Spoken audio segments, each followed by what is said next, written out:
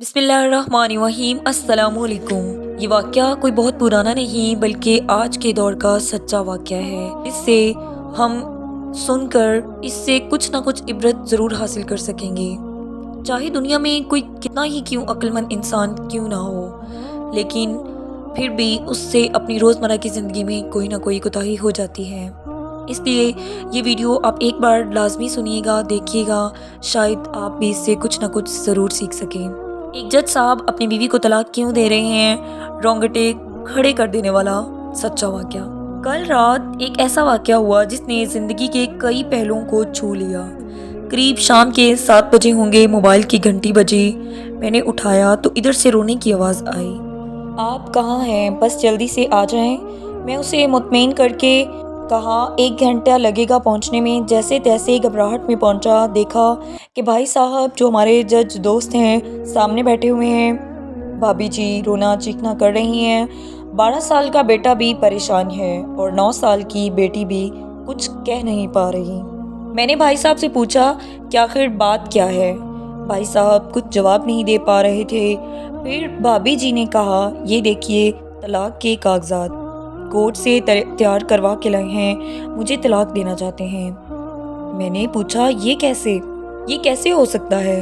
इतनी अच्छी फैमिली है, 2 बच्चे हैं, सब कुछ सेटल्ड है। पहली नज़र में मुझे लगा ये सब मजाक है, लेकिन मैंने बच्चों से पूछा कि दादी किधर है, तो बच्चों ने बताया कि पापा ने दादी को 3 दिन से नोएडा के ओल्ड एज होम में शिफ्ट कर आए हैं। मैंने नौकर से कहा, मुझे और भाई साहब को चाय पिलाओ। कुछ देर में चाय आई। भाई साहब को मैंने बहुत कोशिश की चाय पिलाने की, मगर इन्होंने नहीं पी और कुछ ही देर में वो मासूम बच्चे की तरह फूट फूट कर रोने लगे और बोले, मैं 3 दिनों से कुछ भी नहीं खाया। मैं अपनी 61 साल की माँ को कुछ लोगों के हवाले करके आया हूँ। पिछले साल से मेरे घर में माँ के लिए इतने हो गई कि बीवी ने कसम खा ली कि माँ जी का ध्यान नहीं रख सकती। ना तो ये इनसे बात करती थी, ना बच्चे इनसे बात करते थे। रोज़ मेरे कोर्ट से आने के बाद माँ बहुत रोती थी। नौकर तक भी इनसे खराब तरह से पेश आते थे और अपनी मनमानी करते थे। माँ ने 10 दिन पहले बोल दिया था मुझे ओल्ड एज होम में डाल दे। मैंने बहुत कोशिश की पूरी फैमिली को समझाने की, लेकिन किसी ने माँ से सीधे मुंह बात नहीं की। जब मैं 2 साल का था तब अब्बू इंतकाल कर गए थे। माँ ने दूसरों के घरों में काम करके मुझे पढ़ाया था, इस काबिल बनाया कि आज मैं एक जज हूँ। लोग बताते हैं कि माँ दूसरों के घरों में काम करते वक्त मुझे कभी अकेला नहीं छोड़ती थी। उस माँ को आज मैं ओल्ड एज होम में छोड़कर आया हूँ। मैं अपनी माँ के एक एक दुख को याद करके तड़प रहा हूँ जो इन्होंने सिर्फ मेरे लिए उठाए थे।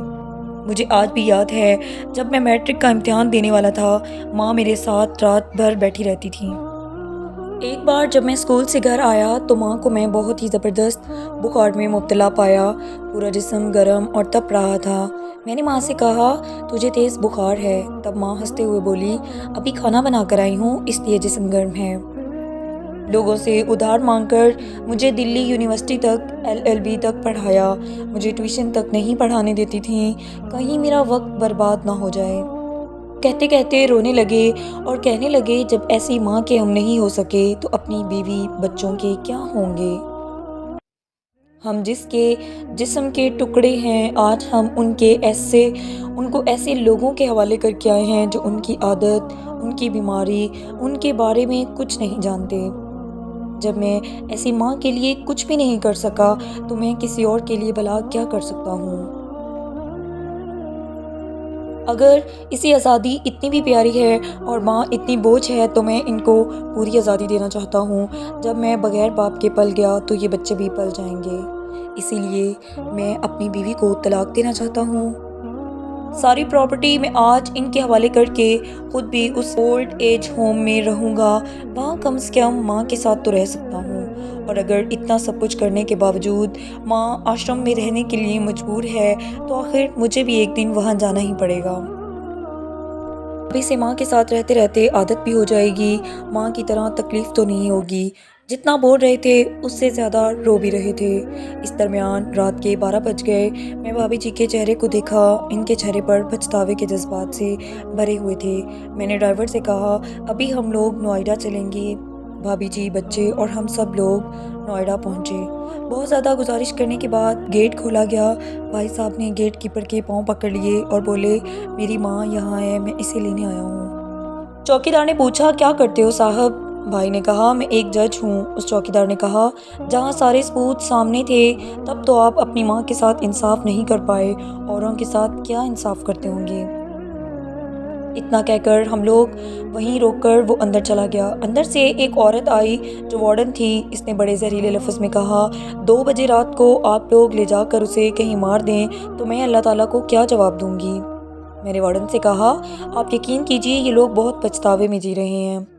آخر وہ ہمیں کسی طرح کمرے میں لے گئی۔ کمرے کا جو نظارہ تھا اسے لفظوں میں بیان کرنا مشکل ہے۔ صرف ایک فوٹو جس میں پوری فیملی ہے، وہ بھی ماں کے بغل میں، جیسے بچے کو سلا رکھا ہے۔ مجھے دیکھتے ہی اسے ایسے لگا کہ کہیں بات نہ کھل جائے، لیکن جب میں نے کہا کہ ہم لوگ آپ کو لینے آئے ہیں تو پوری فیملی ایک دوسرے کے ساتھ لپٹ کر رونے لگی۔ آس پاس کے کمروں میں اور بھی بزرگ تھے، سب لوگ جاگ کر باہر تک ہی آ گئے۔ ان کی بھی آنکھیں نم تھیں۔ کچھ وقت کے بعد چلنے کی تیاری ہوئی تو پورے آشرم کے لوگ باہر تک آئے۔ کسی طرح ہم ان لوگوں کو چھوڑ پائے۔ سب لوگ اسی امید سے دیکھ رہے تھے کہ شاید انہیں بھی کبھی کوئی لینے آئے۔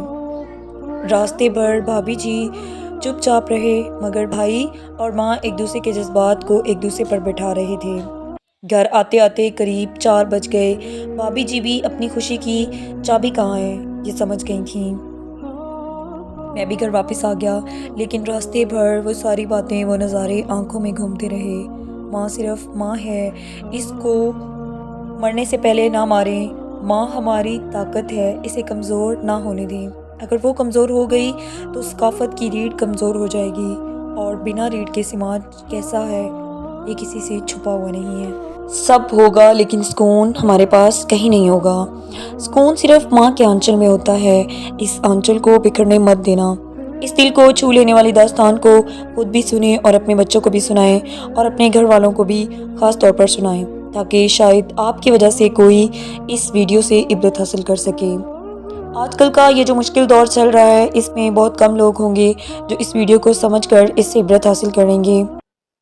بہرحال میری اللہ تعالیٰ سے یہی دعا ہے، اللہ تعالیٰ ہمیں حق کے راستے پر چلنے کی توفیق عطا فرمائے، اور آج کے مشکل دور میں ہمیں صبر عطا فرمائے۔ آمین ثم آمین۔ مزید ایسی ویڈیوز دیکھنے کے لیے ہمارے چینل کو سبسکرائب کرنا مت بھولیے گا۔ شکریہ۔